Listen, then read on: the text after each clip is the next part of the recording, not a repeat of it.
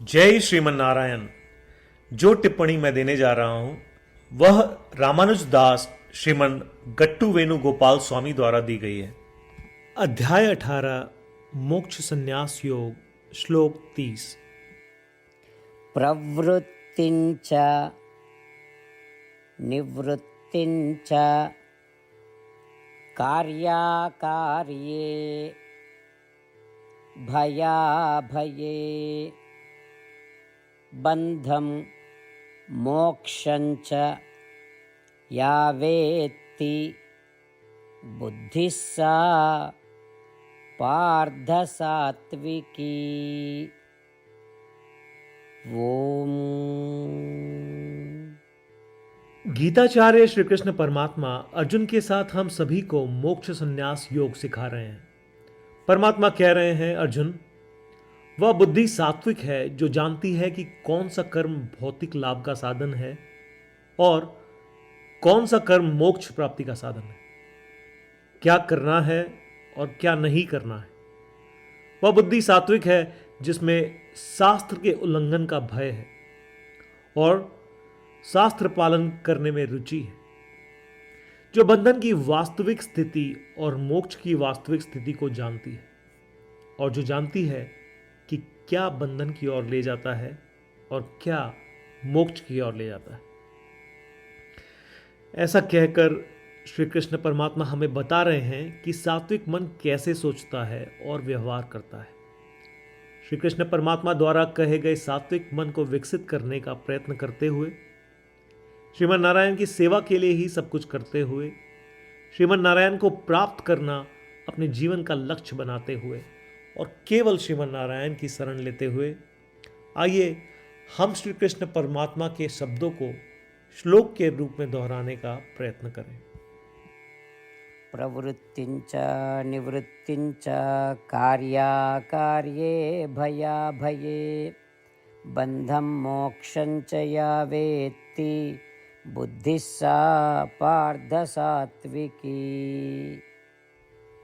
श्रीमद् भगवद गीता का संपूर्ण सार श्री कृष्ण परमात्मा द्वारा अध्याय 18 श्लोक 65 से 70 में 8 कार्य करने के लिए दिया गया है। श्री कृष्ण कहते हैं, मुझे वे लोग पसंद है जो इन 8 बातों का पालन करते हैं। मैं उन भक्तों की हर प्रकार से रक्षा करूंगा। श्री कृष्ण परमात्मा द्वारा बोली गई संपूर्ण भगवद गीता को सुनने के बाद अर्जुन कहते हैं, करिष्ये वचनम तव, जिसका अर्थ है, कृष्ण, मैं वैसा ही करूंगा जैसा आप कहेंगे। यही कारण है कि श्री कृष्ण ने अर्जुन को सभी प्रकार की सफलताएं और जीत प्रदान की है। आइए परमात्मा को वचन दे कि हम इन 8 कर्मों का पालन करेंगे। ऐसी कोई पूजा, तप या यज्ञ नहीं है जो परमात्मा को यह शब्द देने से बढ़कर हो। मैं कहूंगा कि ये 8 प्रतिज्ञाएं हमें करनी चाहिए। कृपया आप सभी इन्हें अपने दिल और दिमाग में सोचें। इस प्रकार श्री कृष्ण को अपना वचन देते हुए आइए हम सभी श्री कृष्ण के सुंदर चेहरे को खुशी से चमकते हुए देखें और आनंद का अनुभव करें। जय श्रीमन नारायण। ये है हमारे 8 वचन।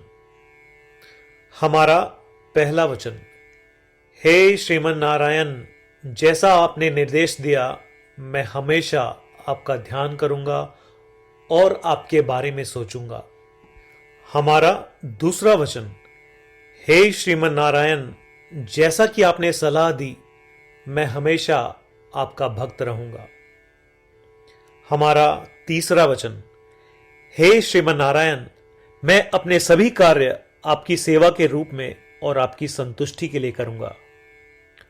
हमारा चौथा वचन, हे श्रीमन नारायण, जैसा कि आपने अनुसरण करने के लिए कहा था, मुझे पूरा विश्वास है कि मैं आपका हूं और मैं हमेशा अपने हाथ जोड़ूंगा और आपको नमस्कार करूंगा। हमारा पांचवा वचन, हे श्रीमन नारायण, मुझे आपके शब्द मामेकम शरणम व्रज याद आते हैं जो आपने सिर्फ और सिर्फ आपको ही समर्पण करने को कहा था। श्रीमन नारायण, मैं केवल आपके प्रति समर्पण करता हूं। हमारा छठा वचन, हे श्रीमन नारायण, मुझे आपके शब्द मां सुचह याद आते हैं कि आप हमें शोक न करने का आश्वासन दे रहे हैं। मैं अब शोक नहीं करूंगा। हमारा सातवां वचन, हे श्रीमन नारायण, आपने हमारे लिए श्रीमद् भगवत गीता देकर हम सभी पर कृपा की है और आशीर्वाद दिया है। मैं कम से कम एक श्लोक पढ़ने या सुनने का वादा करता हूं। हमारा आठवां वचन, हे श्रीमन नारायण, आपने सारी मानवता को गीता प्रदान की। मैं गीता में आपके दिव्य शब्दों को उन भक्तों तक फैलाने का प्रयास करूंगा जो गीता से अपरिचित हैं। हमने अभी अभी परमात्मा को 8 वचन दिए हैं। प्रतिदिन श्रीमन नारायण को यह वचन देना कि हम वैसा ही करेंगे जैसा वे कहेंगे, अपने आप में एक महान पूजा है। आइए हम उसे अपने अटल विश्वास के साथ अपना वचन दें। श्रीमन नारायण करिष्ये वचनम तव, जिसका अर्थ है, श्रीमन नारायण, मैं आपके निर्देशों के अनुसार कार्य करूंगा। सर्वम श्री कृष्णार्पणमस्तु। जय श्रीमन नारायण। प्रवृत्तिञ्च निवृत्तिञ्च